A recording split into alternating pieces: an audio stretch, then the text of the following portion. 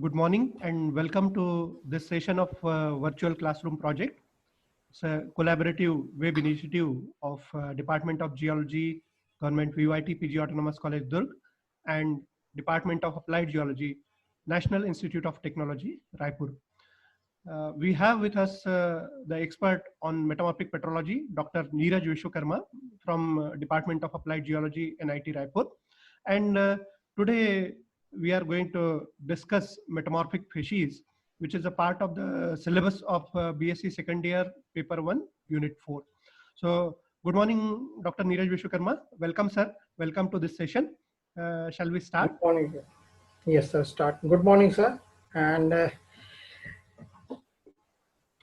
today we are going to discuss about the metamorphic facies.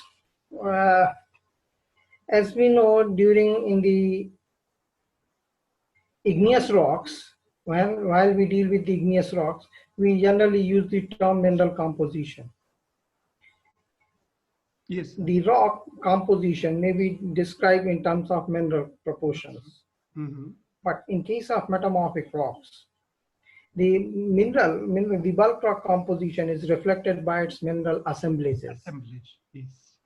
That is why while we're dealing with the metamorphic rock, we generally use the word mineral assemblies rather than mineral composition.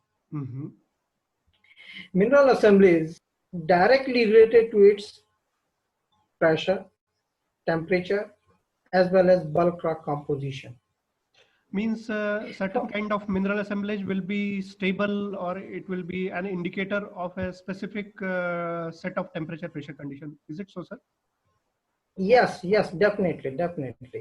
In metamorphic facies, the concept was first proposed by Escola in 1915. Prior to that, in metamorphic petrology, there was a concept existed that time, that was the zonal concept of metamorphic. The metamorphic rocks were classified according to their depth zone. The zone classification means it is a depth-wise classification of the metamorphic rocks. That is epizone, mesozones, and catazone. Catazone, yes. Yes, that was the earlier classification or earlier methodology which was adopted for the study of the metamorphic rocks. But later on, the concept of metamorphic facies was evolved, and the first word, the facies word, was first coined by Escola in 1915 after his works in the Oslo provinces. He carried out the work in the Oslo province and then correlate the work with the other areas and find out that this zonal classification is not much valid. So he proposed a new word, that is new concept, that is facies concept.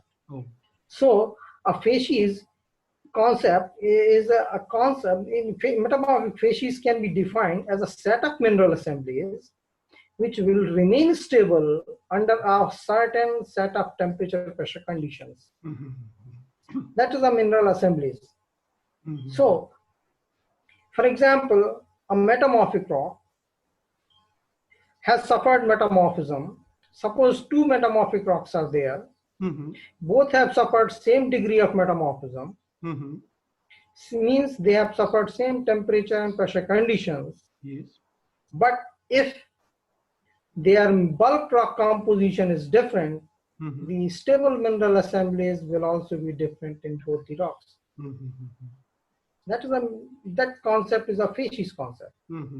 So this concept Escola developed after the study of rocks in Oslo region of Norway. Is it so, sir? Yes, sir. And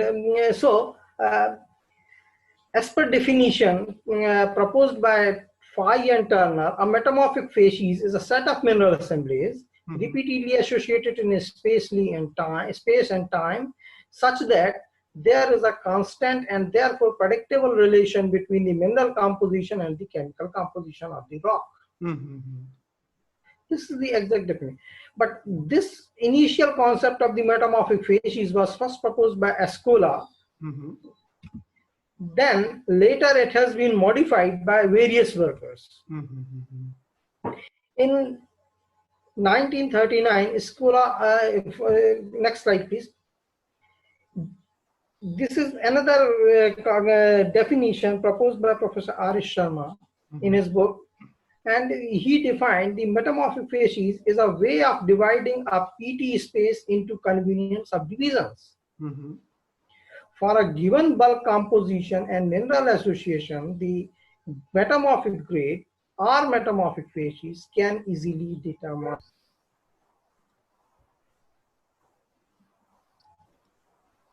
Means, suppose, for example, if two things are there, one is temperature pressure condition, another one is composition, bulk rock composition. If we know the temperature and pressure condition, then we can easily determine the grade and facies of the metamorphic rocks. Similarly, if we know the bulk composition and facies of that particular rock, we can easily determine what is the predictable mineral association, mineral assemblies of that particular rock. So vice versa. Wonderful. Next slide, please. Yes, this is the first classification proposed by the Escola in 1920. He proposes 5 facies: sanidenite facies, Hornfels facies, eclogite facies, amphibolite facies, and green cyst facies. There are 5 facies. Yes, sir. He proposed initially, he proposed 5 facies. Sanidenite facies low P and very high T, Hornfels facies moderate P, high T, eclogite facies both higher and both high P and T, amphibolite both moderate and P and T, and green cyst facies moderate P and very low temperature. But later on, in 1939, he revised this classification, and he incorporated 3 more facies into these facies classification. So after this modification of Escola in 1935, still there various workers has carried out different, they have modified this concept of the metamorphic facies, and time to time the different facies were added and refined by the different writers. For example, later on, Turner and Verhoeven classify the facies. Phi et al. Classify the facies. Turner itself modified this, and this is the classification proposed by the Turner 1968. He classified the facies into 3 distinct zones, 3 distinct categories: the facies of low pressure, facies of medium to high pressures, and facies of very high pressures. So these facies are mainly dependent upon the pressure and pressure conditions, along with that, temperature also. Yeah. So he classified the facies into 3 distinct categories. First is the facies of low pressure, which involve Albite, Epidot, Hornfels facies, Hornblende Hornfels facies, Pyroxene Hornfels facies, and sanidenite facies. Facies of medium to high pressure conditions, he grouped the geolite facies, prehnite pumpelite facies, green cyst facies, amphibolite facies, and granulite facies. And facies of very high pressure, he put 2 facies, that is glaucophan lawsonite facies as well as eclogite facies. So this is the classification proposed by the Turner. If we go next slide, please.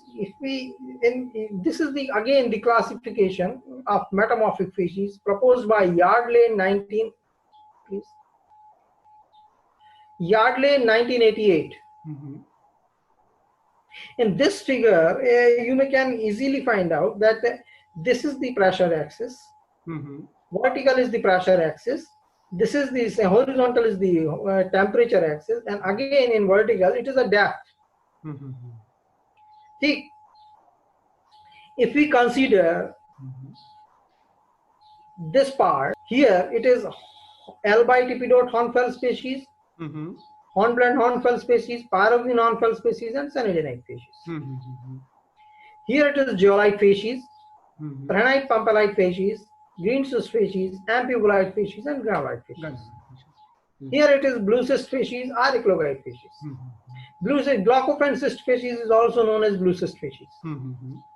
due to presence of blue color mineral of glaucophan. Now, this is the classification. This is again the concept proposed by the now recently Miyashiro again proposed a new concept, that is metamorphic facies series. Facies series concept was first proposed by Miyashiro in 1973. He modified the facies concept. He modified the facies into three distinct categories, that is high pressure, very high pressure, temperature, medium pressure and temperature series, and low pressure temperature series. It is very similar to the facies concept proposed by the Turner in 1968. Again, here if we see, this is albite epidote hornfeld species, hornblende hornfeld species, pyroxene hornfeld species. This is cyanidinite facies. So this is again a low pressure temperature series. Means high, medium pressure temperature, and along with that low pressure. Means as the temperature goes on increasing, the facies change from albite epidote hornfels to hornblende hornfels, and then pyroxene hornfels, and then cyanidinite. So yes, pressure is low. That is the point. And, yes. Temperature varies, and we find different facies. In this is medium pressure temperature facies, and this is very high pressure temperature facies. So this is again, this is concept proposed by facies series concept in Miyashiro. So both now both the things are exist. For example, study of for convenience of our study, we can next slide please. We can group the facies into two distinct categories.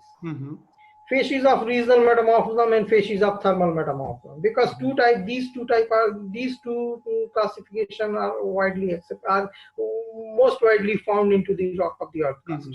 Regional metamorphism as well as thermal metamorphism. So we divide the facies accordingly.